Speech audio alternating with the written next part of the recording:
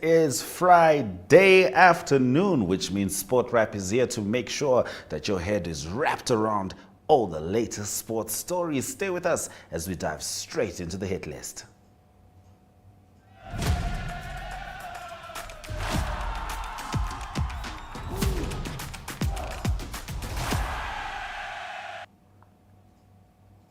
Now, the Sport, Youth and National Service Ministry Executive Director Mbuma Haitengula believes the city of Windhoek is targeting them where it hurts. He said this after the municipality switched off the lights at the Independent Stadium on Wednesday, preventing Premiership clubs Orlando Pirates and visiting side Live Fighters from playing while the bill was allegedly already settled. However, city spokesperson Harold Akwenye rebutted these claims, stating that the ministry had breached their payment agreement.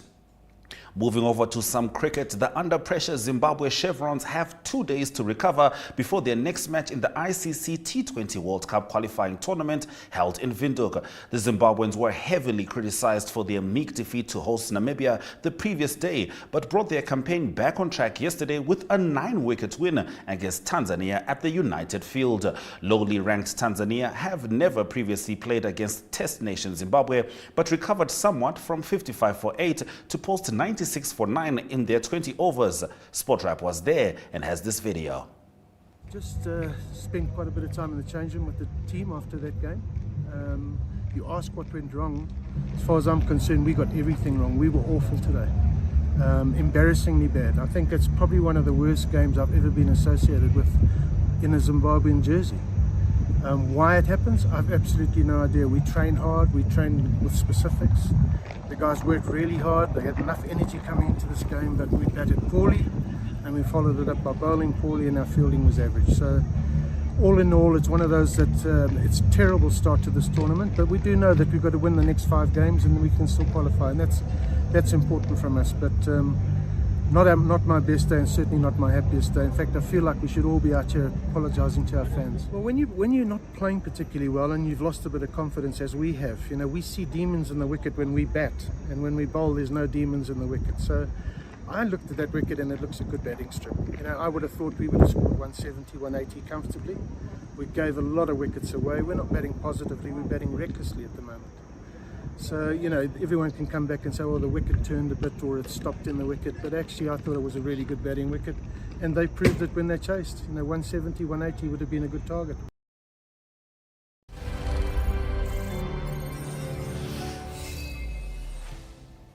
In some exciting news, Joseph Thomas will be joining Namibia Media Holdings Lesoccer team for the 2024 Africa Cup of Nations in Cote d'Ivoire in January next year. The soccer-loving Thomas secured his spot through a competition held by Namibia Media Holdings. I have never been on a plane before, nor have I ever traveled outside Namibia, and this is a great opportunity for me. I have been following the Brave Warriors ever since I was a child, and this is like a dream for me, he said. The Lesoccer competition aims to cover the Africa Cup of Nations, including Namibia's own Brave Warriors, which kicks off on the 13th of January. Tafolaga, DSTV Namibia, GoTV Namibia, and NMH collaborated to make Lesoccer possible. Live Fighters FC beat Orlando Pirates 2-0 in the Demarin Namibia Premiership yesterday at the Independent Stadium. Ronald Shikurunda scored Kaihirona's first goal, while Jackson Eliakim sealed the victory with a second-half goal to cause further pain in Orlando Pirates' troubles. Premier League action will continue with more matches, with Civics taking on Okakarara Young Warriors, Tigers FC battle Julinho Sporting, while Young African host Blue Waters in the same weekend. The big match, however, will be between Chula Chula FC and Commerce Nampo on Sunday. We're now going to take a short break, and after that, we head in the pipeline.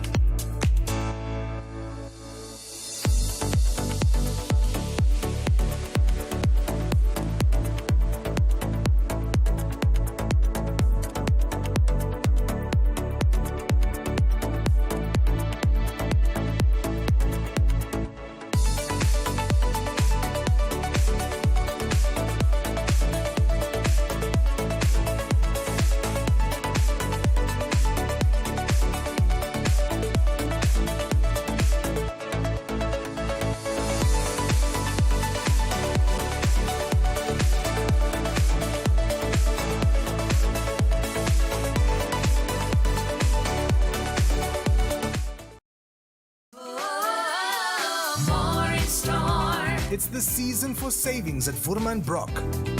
Get an Olla Rich and Creamy ice cream tub for $59.99. 500-gram Rama Original Margarine for $24.99. 2-liter Rietfontein juice or sensation for $37.99. 5 kg Rice King rice for just $89.99. And Huggies Jumbo Packs for only $209.99. See all our specials online at www.woermannbrock.com. We care.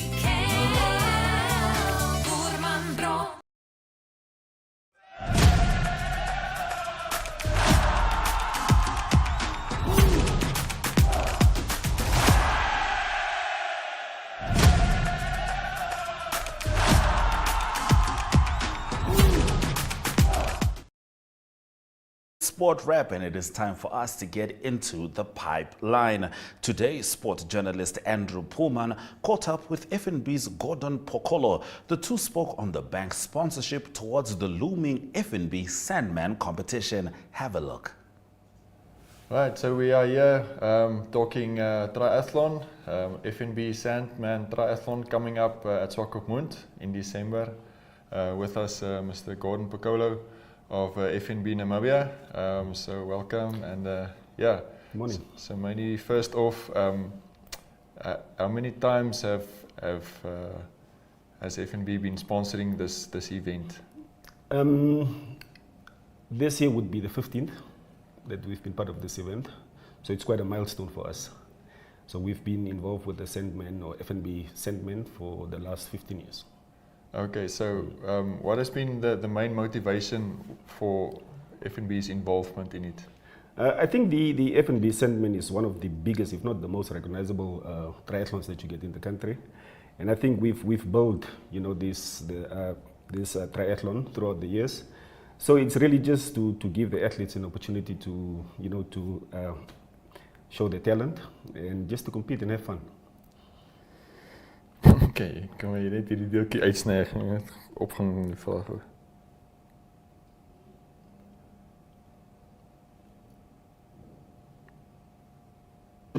It's twofold. It's mainly cash and kind. Cash just to help them with the logistics of the event and making sure that they host a very successful event. And then you have the kind sponsorship in kind as well, where we give you know, prize monies, not prize monies, but you know, novelties and things like that. But it's twofold. It's cash and kind. Okay. So is FNB Namibia committed to the future of this event, going forward? Yeah, no, definitely. We just signed a new 3-year agreement, you know, on top of the 15 year that we're doing this year. So we in it for the long run, yeah, definitely. Okay. Yep. So you always, the bank always also have a competition going along with the event this year. Can you tell us about that? Yeah, since we're approaching the festive season, we want to be quite generous. So we're inviting and encouraging, you know, whether you're a viewer or a spectator or a participant, to be part of this competition. I think there's $5,000 up for grabs. All you need to do is just, you know, post a picture of the event or a short video of the event with the hashtag using FNB Sandman Triathlon 2023. To the WhatsApp number that will be shown on the screen, and then you follow the details. All right. Yeah, so it's always a very high-profile, nice event at Swakopmund in December when everybody's there, and so we are looking forward to it. Yep. And yeah, is there anything else in conclusion that you would like to add from your previous experiences?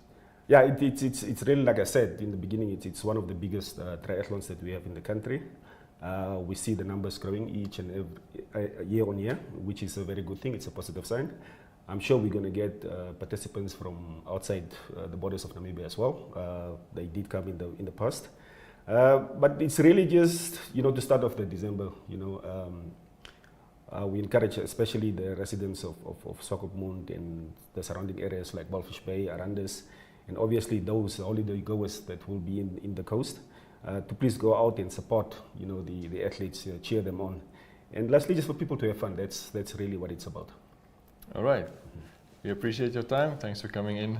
Okay, and we'll see you there. Yeah, hope to see you there too. Okay. All right, thank you.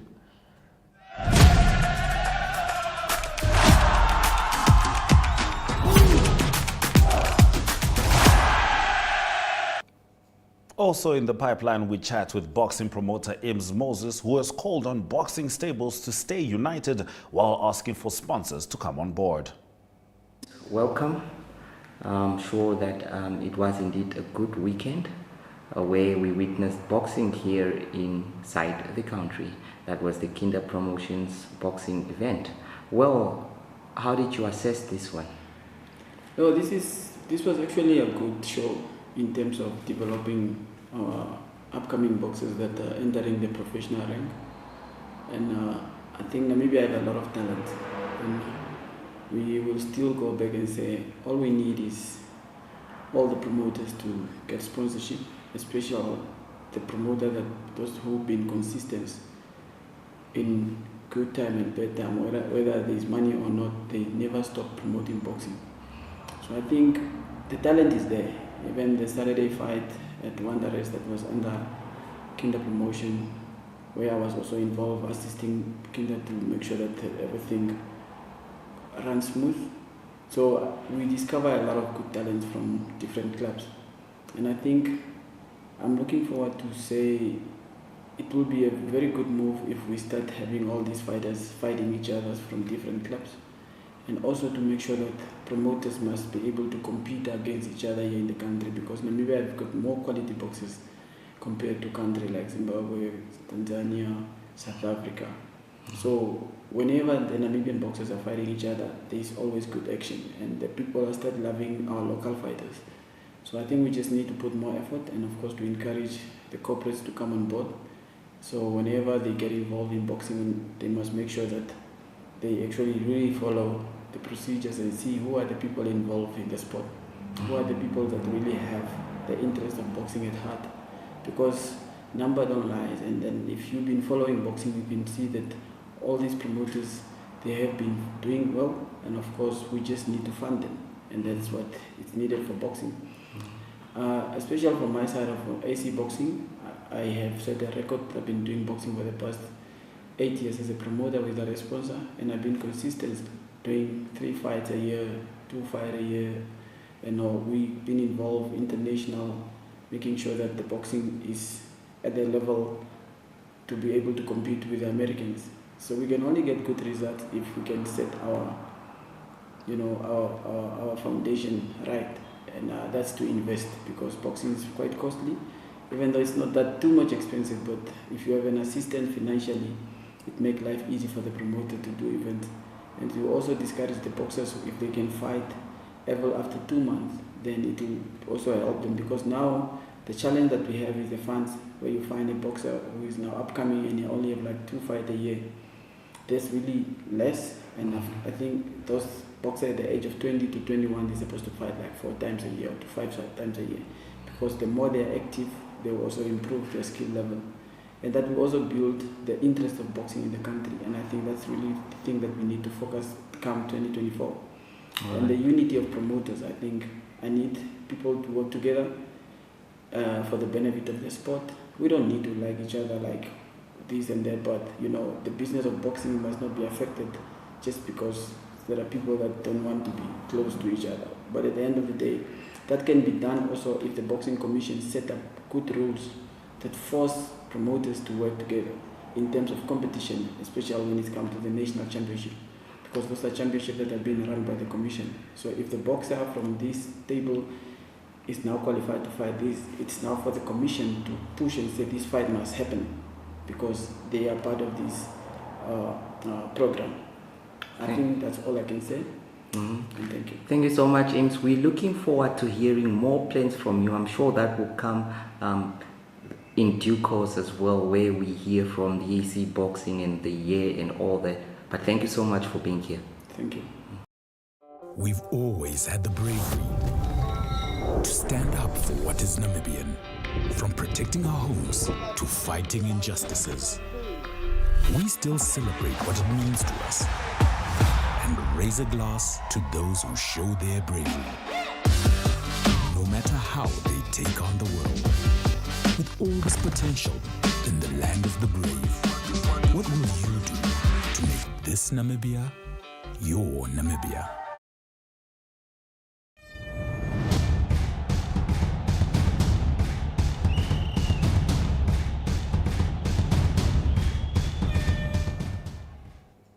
Now imagine you're a young Namibian. All your life, the only team that has mattered to you the most is the Brave Warriors. In comes NMH just as the Brave Warriors have qualified to go to Cote d'Ivoire, and you have an opportunity to go and see your favorite players wearing your national colors at Africa's biggest showpiece. You enter this competition and you actually win. This is the intriguing story of Joseph Thomas, who yesterday found out that he's going to be with Shalulile doing the Arrow celebration in Cote d'Ivoire. Have a look at how it transpired.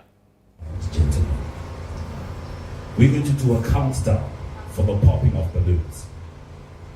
You only pop after the last thing is said in the countdown. So normally, we would say 3, 2, 1. No, today I'm feeling a little creative myself. I think we should say Le Soccer Joy. With me? Alright, so we're going to go Le Soccer Joe and pop. Not yet. Are we ready? The red confetti means you are going to Cote d'Ivoire. No one can stop you. You are absolutely going to Cote d'Ivoire. Ladies and gentlemen, for the first time in Namibia, one person gets the opportunity to support the Brave Warriors at the Africa Cup of Nations in a country named Cote d'Ivoire, representing the people that come from the place where the desert meets the sea. It's a different kind of January, and you decide now what your January will look like. Are we ready? Are we ready? Are we ready? Let's Soccer Joe!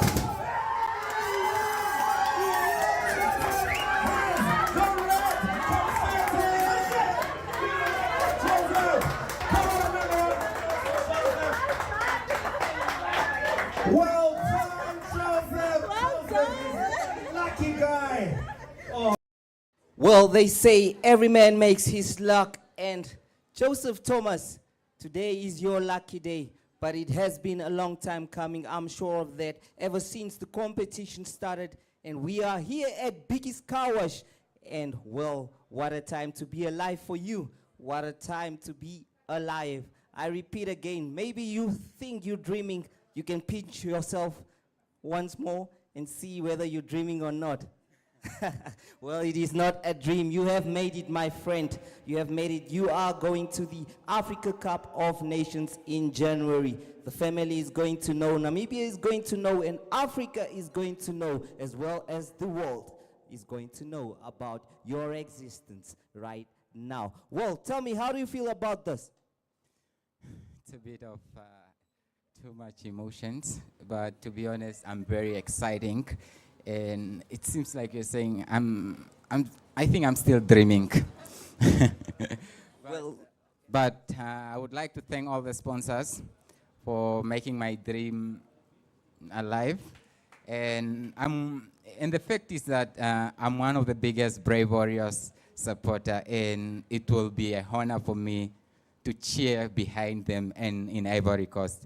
Thank you very much. Well, when I saw you did a Cristiano Ronaldo celebration there once you won it, but, well, I think you need to do a Peter Shalulile one as well after this one, because he will be leading the Brave Warriors that is in the Africa Cup of Nations. I just want to know, how did you come across this competition? Actually, it was on Facebook. So I found it on Facebook. I clicked the link, then it pops up more questions.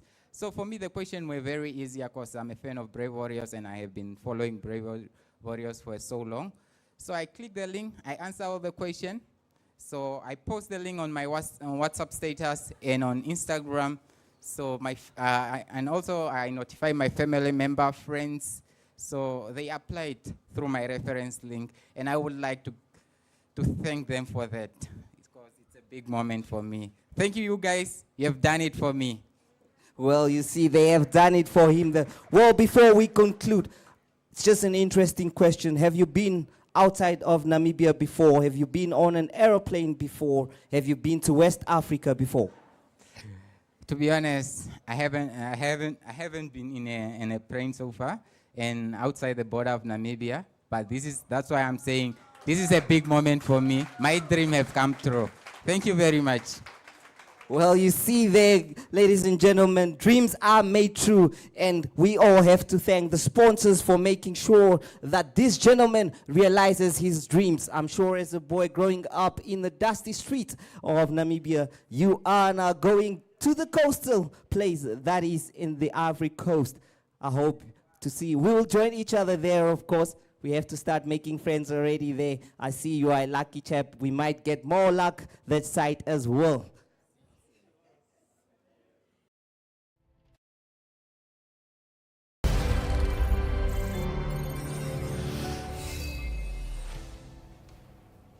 All right, from AFCON to English Premier League, which finally returns this weekend. Let's have a look at the fixtures we can expect. The biggest game, without a doubt, Man City versus Liverpool tomorrow, 2:30 p.m. It's going to be at Manchester City. Pep Guardiola, Jurgen Klopp, these two are known for legendary battles, particularly when it comes to the biggest shield itself, which is obviously winning the Premier League.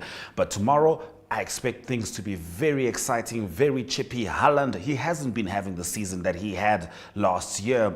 This time, he's really hoping to ramp it up. But Mohamed Salah is really in his form. Nunez is absolutely ready. Szoboszlai is also going to be ready. Manchester City, we don't need to talk about the guys. Rodri, all of them are absolutely world class. A match not to be missed. Nottingham Forest versus Brighton.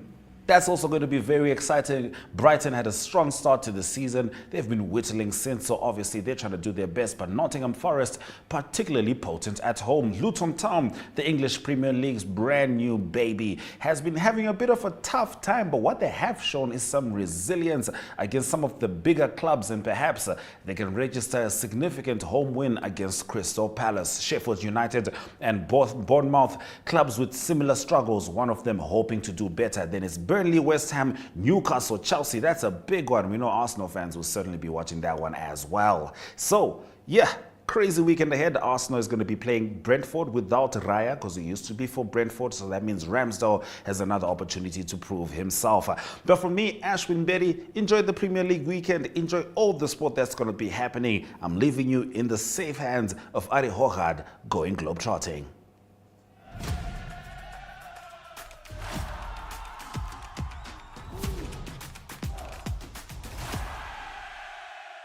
Good day everyone, time for international sports news, and starting off with tennis news first. It's tennis news from the Davis Cup. It's the men's tennis team event, and it's an event that's 123 years old, rich in tradition, and it's the team that played in the final in 2022, Australia, that's through to the semi-finals. They had to come back from one game to love down.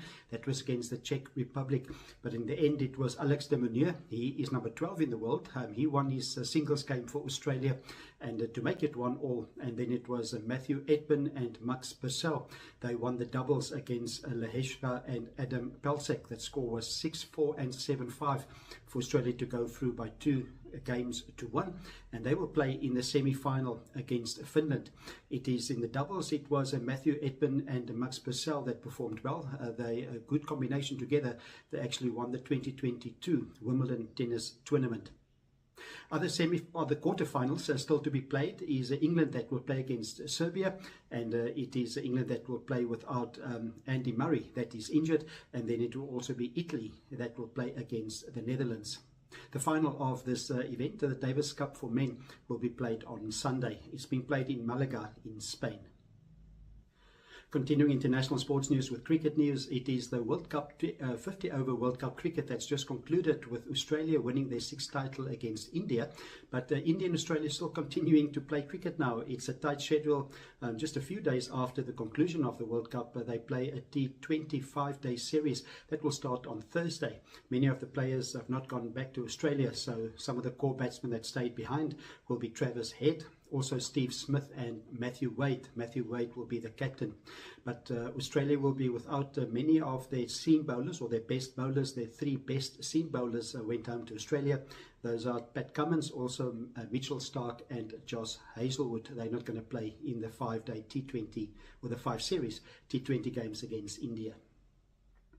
And to conclude today's international sports news, it is soccer news. It is news from the Euro 24 qualifying, and it is Wales that didn't qualify directly for Euro 24, but they still have a way to get into the final. There's 4 teams left in the playoffs now. They will play 2 semi-finals, and then the winner of those 2 semi-finals will play for a place in Euro 24 in Germany. Wales will play Finland, that is on the 21st of March, and they will play the winners of the game between Poland and Estonia. Wales also had a similar route in the 2022 World Cup that was played in Qatar. They did make the Qatar World Cup. That was after they beat Austria first in the semi-final, and then they went on to beat Ukraine in the final game to qualify for Qatar World Cup. Euro 24 will be played in Germany. It will the opening game will be played on the 14th of June, and that game will be played in Munich in the Allianz Stadium, and the final will be played on the 14th of July. The draw.